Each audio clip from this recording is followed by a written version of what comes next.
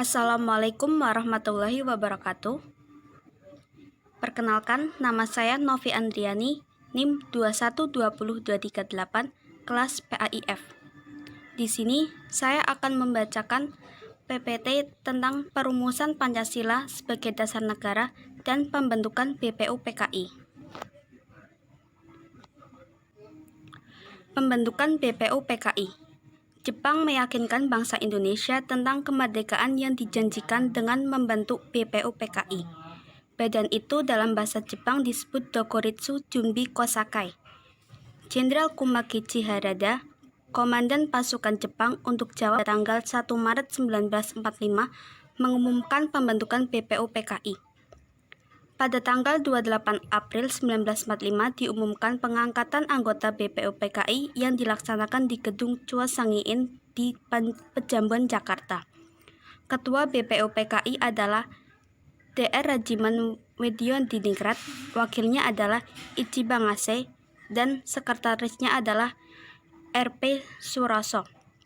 Jumlah anggota BPUPKI adalah 63 orang yang mewakili hampir seluruh wilayah Indonesia, ditambah 7 orang tanpa hak suara. Sidang BPUPKI. Masa persidangan pertama BPUPKI dimulai pada tanggal 29 Mei 1945 sampai dengan 1 Juni 1945. Pada masa persidangan ini, BPUPKI membahas rumusan dasar negara untuk Indonesia merdeka.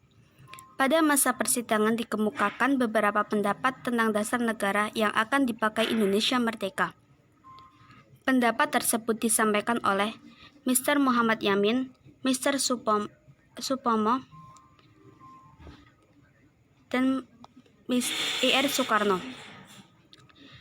Mr. Muhammad Yamin menyatakan pemikirannya tentang dasar negara Indonesia merdeka di hadapan sidang BPUPKI pada tanggal 29 Mei 1945.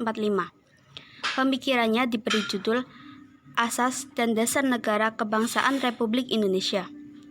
Usulannya yaitu peri kebangsaan, peri kemanusiaan, peri ketuhanan, peri kerakyatan, kesejahteraan rakyat.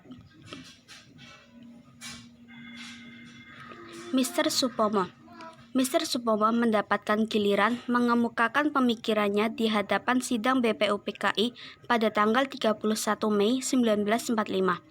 Pemikirannya berupa penjelasan tentang masalah-masalah yang berhubungan dengan dasar negara Indonesia merdeka. Usulannya yaitu persatuan, kekeluargaan, keseimbangan lahir dan batin, keadilan sosial, dan musyawarah. Yang ketiga, Ir Soekarno. Pada tanggal 1 Juni 1945, Ir Soekarno mendapatkan kesempatan untuk mengemukakan dasar negara Indonesia merdeka. Pemikirannya terdiri atas 5 asas yang diberi nama Pancasila, yaitu kebangsaan Indonesia, peri kemanusiaan, mufakat atau demokrasi, kesejahteraan sosial, ketuhanan yang Maha Esa. Masa persidangan kedua yaitu 10-16 Juli 1945. Masa persidangan pertama BPUPKI berakhir, tetapi rumusan dasar negara untuk Indonesia merdeka belum terbentuk. Padahal BPUPKI akan istirahat 1 bulan penuh. Untuk itu, BPUPKI membentuk panitia perumusan dasar negara yang beranggotakan 9 orang, sehingga disebut panitia 9. Tugas panitia 9 adalah menampung berbagai aspirasi tentang pembentukan dasar negara Indonesia merdeka. Panitia 9 bekerja keras sehingga pada tanggal 22 Juni 1945 berhasil merumuskan dasar negara untuk Indonesia merdeka. Rumusan itu oleh Mr. Mohyamin diberi nama Piagam Jakarta atau Jakarta Charter. Anggota Panitia 9 terdiri atas Ir Soekarno, Abdul Qahar Muzakir, Drs. Mohatta, Kiai Haji Abdul Wahid Hashim, Mr. Mohyamin, Haji Agus Salim, Ahmad Subarjo, Abi Kusno Cokro Suryo, A.A. Maramis. Sidang kedua BPUPKI. Pada tanggal 10-16 Juli 1945, BPUPKI membahas rancangan UUD. Panitia 9 juga membentuk panitia perancangan UUD yang beranggotakan 7 orang.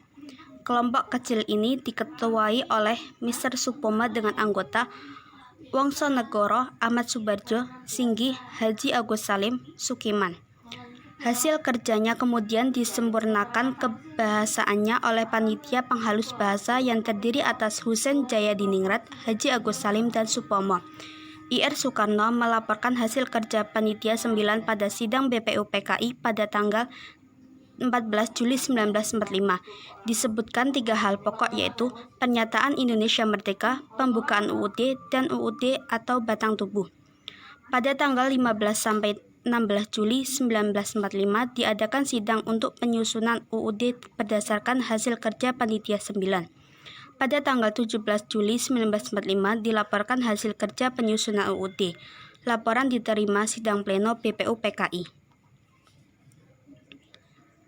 Sekian dari saya, kurang lebihnya mohon maaf. Wassalamualaikum warahmatullahi wabarakatuh.